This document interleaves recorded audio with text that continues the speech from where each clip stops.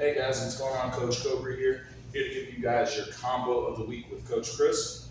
So our combo is going to be slipping the jab and the rear overhand to start off with. So when Coach Chris gives me that jab, I'm going to slip, and then as he throws that overhand, I'm going to weave underneath it. As I weave underneath it, I'm loaded up to throw a hook followed by a rear cross, which is then going to set me up for a lead kick. But how we're going to do this lead kick, we're going to switch and snap it just like that.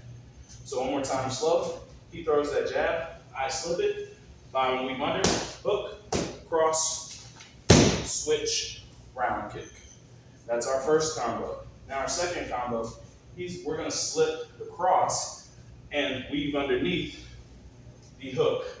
Cross, lead hook, this time, back leg round.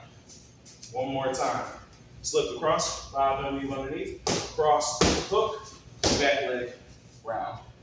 Those are combinations of the week, guys. Hope you enjoy.